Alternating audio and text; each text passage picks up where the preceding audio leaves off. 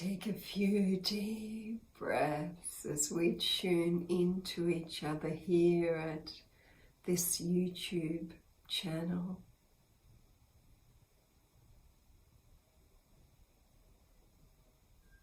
Wherever we are in the world, in lockdown or in a different level of constraint or freedom, we are here now. So just a few deep breaths.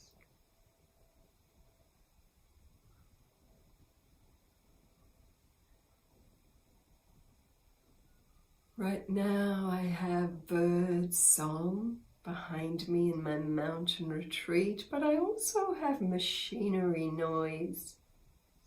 So much changing in my neighborhood because people are unable to travel to leave our country.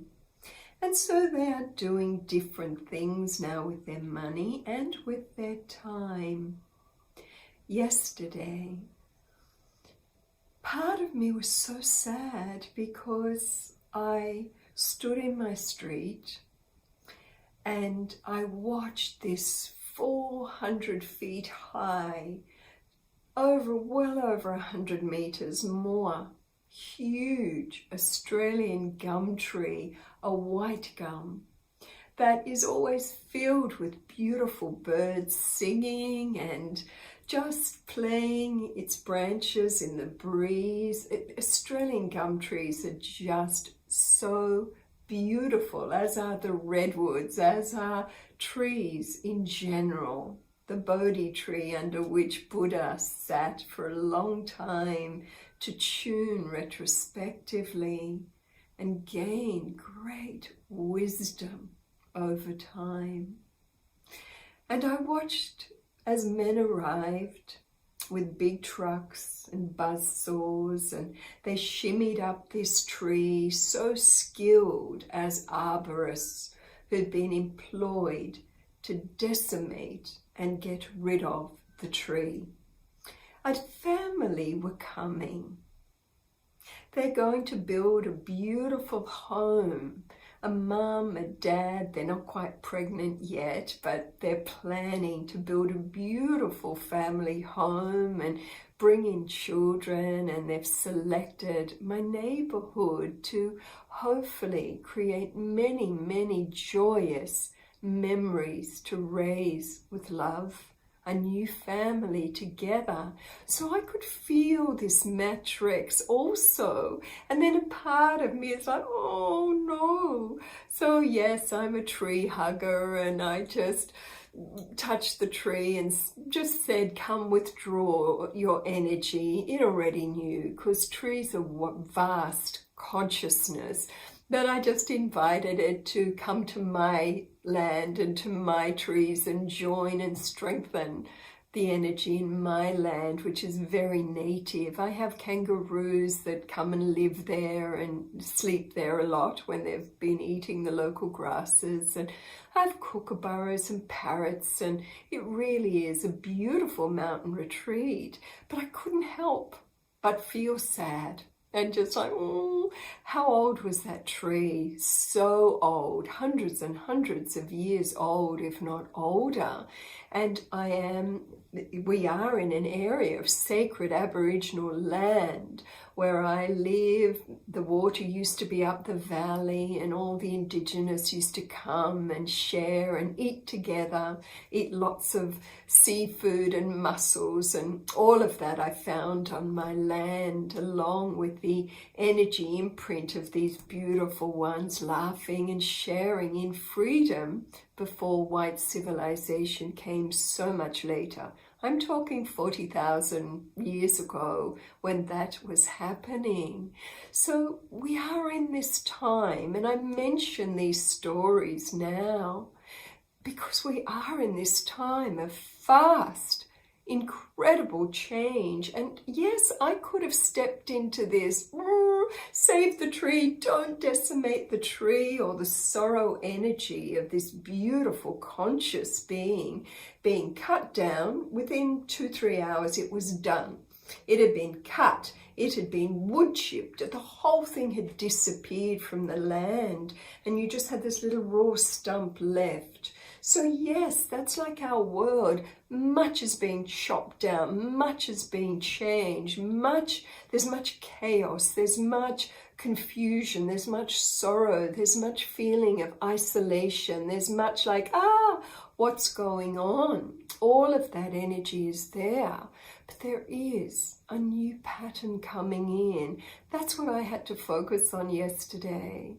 This new pattern of a beautiful couple who have bought the land beside me, a vacant block that had been vacant for so long, filled with Mother Nature, realities of plants and kangaroos and trees and birds, which I loved, really loved. All of that's gone. But something better is coming. Is it better? I don't know. It's just different. And that's the thing now. Here is so important. How we are choosing to view everything in our world is so important. We can rally and protest and say, I hate this lockdown, I don't want this, I don't like this, I don't like that. But it is what it is, and it doesn't mean that we can't protest or do the things you feel if you have an activist heart to do. Because we have to be very discerning, very well informed, very aware. But a lot is coming up for change now, and there are brand new patterns that are coming in that the visionaries among us, I myself have seen, and many of you have seen coming in, that are now frequency matching. But for the highest visions that we have, the highest fields of potential and possibility to come in, for us to really draw in the right energy matrix and pattern, that means we have to tune ourselves well. That means we have to really get out of the fear game and the judgment game of our heads and really into our heart. Forget the mix master blending of change. Drop back, relax, even ask, show me. Ask this incredible quantum benevolence for you to see the highest potential that's coming in for humanity, because we are entering into a brand new time and a brand new way of being. And the more we can match that, the more we can magnetically draw it to us, because this is science. All our work at the Embassy of Peace and all our online courses, we are all based in the higher light science of like attracting like. So old things are going to rise within our world, within our cultures, within all of us, because it's a massive release time. It's a massive let go time. It's a massive reset time, as we know, but we decide the future of our evolution, no one else. And it's up to us to match in individually to the highest pattern of energy we can attract, hold, and merge into. But that means we have to walk our truth. That means we have to be living examples. That means we need to be peace in motion, love in action. That means we personally need to live the sort of lifestyle, including in our mental reality paradigm, that allows our best version selves to rise and our best version selves to dominate, so we can have a higher perception of what's really going on in our world. But more than that, so we can energetically, individually and collectively guide this next phase of evolution on Earth. We are in Mixmaster change time. A lot of chaos will continue, fluxes of energy, big changes in our world, individually, collectively. But each one of us now has this beautiful initiation to make our wisdom, make what we've been studying esoterically, metaphysically, and on other levels, make it an experiential truth for when we can fully embody that wisdom that we know so well in our mind, that yes, we can all live in peace, yes, we can all live in harmony, but the how we can do this, how we can bring out the best in each other. We have the knowledge, the pathway, how to do that within us. We've just got to match with that template we have within. And as it rises, then we change the field collectively, because for many, it's just a time of silent stillness, being in the field, embodying these frequencies, embodying the paradigm that we know is there for all of humanity to experience collectively when we are in an open-hearted, open-minded state of readiness. Could we just code that now to say, I am ready to fully embody and live in that state of love and harmony and unity that vibrates within all of creation. To live this in my life now, to see evidence of it in this world around me. I am ready.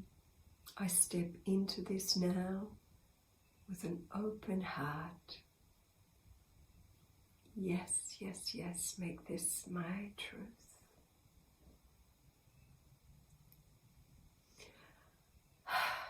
And if you want a little bit of help in anchoring more deeply into this matrix, then have a look at our website, jasmuheen.com, have a look at our online courses, and maybe join us to do this a little bit more deeply and more pragmatically while we have this time, more time than we've ever had before perhaps, to explore different experiential realities. As Gandhi said, may we all be the change we wish to see in the world.